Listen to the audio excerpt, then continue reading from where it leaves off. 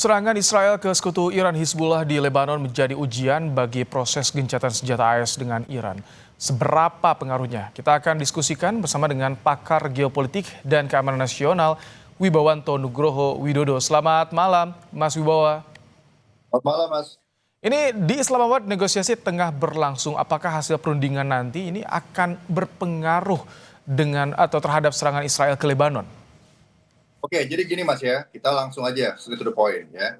Jadi sekarang ini posisinya adalah defisit kepercayaan, itu satu. Ya, dan permintaan satu sama lain adalah zero sum game, ya. Itu yang kedua. Nah, yang ketiga, kita harus tahu apa yang diharapkan Amerika, Israel, dan Iran. Kalau Amerika jelas, ya, diharapkan adalah pertama, itu melucuti kemampuan militer, nuklir, dan juga proksi-proksi Iran. Yang kedua adalah bisa mendapatkan akses lagi di Selat Hormuz. Yang ketiga adalah mencegah munculnya blok Rusia dan China di Regional Security Complex Timur Tengah. Yang keempat, ya, memastikan bahwa Regional Security Complex Structure yang ada di Timur Tengah ini tidak berubah dan Israel sebagai partner utama dari Amerika dalam kondisi aman. Itu dari Amerika. Esensinya, kalau dari Israel, ya, sekarang itu mengharapkan, ya, dengan resolusi keamanan. Resolusi Dewan Keamanan PBB nomor 1701 itu diterapkan sepenuhnya. Itu permintaan dari Israel yang kita ikuti sekarang. Oke. Di mana Hizbullah, di mana Hamas harus semua dilucuti, selesai. Dan kembalikan otoritas penuh keamanan itu kepada Lebanon, ya. Dan kita bangun sama-sama Timur Tengah ini bersama dengan Arab Sunni dan bahkan great power lainnya, yang mana pasti Iran itu keberatan dengan itu. Karena apa yang dimau Iran adalah apa yang tidak dimaui oleh Amerika dan Israel. Itu poinnya sekarang. Jadi kesepakatan aja susah dicapai nih ya, Mas Wibawa? Loh, ya jelas. Bahwa saya bilang tadi, udah trust-nya adalah defisit, permintaan satu sama lain zero sum game. Dan berat untuk menekan Israel. Kenapa? Ya, yang pertama, proteksi dari Amerika sendiri, baik secara militer dan juga dalam konteks hak veto di PBB. Yang kedua, Israel itu mempunyai kekuatan yang signifikan secara militer, teknologi, dan intelijen di kawasan, di mana juga itu membuat P5 lainnya juga menghitung untuk menekan Israel terlalu jauh, dan termasuk juga Gulf Country Council, Arab Sunni, yang tidak mau ribut dengan Israel. Itu poin kedua. Poin ketiga, dalam tingkat global itu ada fragmentasi mengenai Israel. Blok Global North itu rata-rata mendukung Israel, sementara Global South kritis lah posisinya. Yang berikutnya ada narasi yang digunakan oleh Israel, ya, itu adalah right to self defense, ya, yang selalu digunakan walaupun belum secara universal itu diterima. Dan juga kekuatan lobby Israel di negara-negara Global North, ya, yang mana itu berpengaruh kepada domestic politik karena keputusan mengenai perang, mendukung ataupun foreign policy. Mas Wibawa, kalau begitu mungkin tidak secara parsial Iran AS negosiasi, Lebanon Israel juga negosiasi, karena kan Israel katanya ngebuka negosiasi asal senjata Hizbullah dilucuti.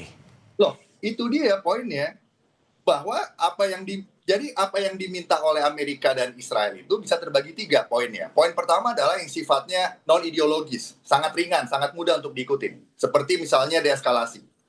Yang kedua adalah yang semi realis, bisa dicapai step by step. Uraniumnya dibatasin, terus dapat dilepas liftingnya. Yang ketiga itu yang paling sulit, yaitu apa? Lucuti semua proksi-proksi dan wujudkan perdamaian di Timur Tengah dengan cara Abraham Accord. Itu yang Iran nggak mau. Iran akan mempertahankan itu sekuat mungkin, sebisa mungkin. Makanya Amerika sekarang sasarannya berubah. Rejim tidak perlu berganti, tetapi orientasi geopolitik yang dimoderasi. Itu poinnya. Sekarang Iran mau ikut gamenya everybody nggak di Timur Tengah? Gamenya Yahudi, gamenya Arab, mau nggak? Kalau nggak mau, nah, sementara Rusia dan Cina tidak mau berkonfrontasi dengan Israel. Dan Rusia dan Cina juga tidak mau berkonfrontasi dengan Amerika, tetapi mendukung Iran. Apakah itu juga narasi yang disampaikan Netanyahu jadi alasan karena tahu ini akan ditolak Iran, sehingga itu jadi alasan untuk menyerang terus-terusan Lebanon?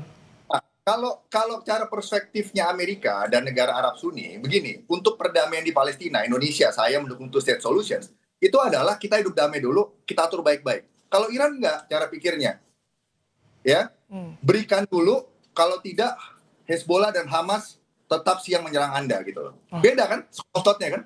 Nah, Israel nggak mau, ya kamu damai dulu. sama-sama kita atur sama-sama baik regional security complex Timur Tengah gitu loh. Perbedaan school of thought-nya di situ, dan ini yang kategori 3 yang sangat sulit untuk dicapai gitu. Nah, sedangkan siapa yang mau menekan Israel? Yang saya tanya. P5 aja tidak ada yang mau menekan Israel. Menekan, ya, tapi terbatas dengan regional security complex structure yang sekarang ya. Termasuk juga Perancis yang mempunyai hubungan historis dengan Libanon, karena dulu kan itu wilayah sana itu kan dibagi atau mandat Perancis dan mandat. Kita ini singkat nih, sedikit mengambil angle yang terbaliknya. Jadi serangan Israel dengan ke Libanon ini akan berpengaruh pada negosiasi di Islamabad. Ya, pokoknya dari perspektif Israel, ya dari pernyataan ini kembali kepada resolusi Dewan Keamanan PBB 1701. Hamas, Hezbollah cabut dari situ dan berikan penuh kepada Libanon dan Lebanon Armed Forces untuk menangani keamanan di situ, termasuk di Libanon Selatan, sehingga nanti ada daerah yang buffer yang aman buat Libanon dan Israel untuk mengatur perdamaian di situ. Itu argumen Israel. Baik. Gitu loh. Kita ini di Islamabad sudah berlangsung ya. Kita menantikan juga bagaimana apakah poin di Lebanon ini juga digolkan di perundingan yang digelar di Pakistan ini. Tapi terima kasih Mas Hubwanto Nugroho Widodo, pakar geopolitik dan keamanan nasional, telah menyampaikan pandangannya di program Kompas Malam hari ini. Terima kasih, Mas.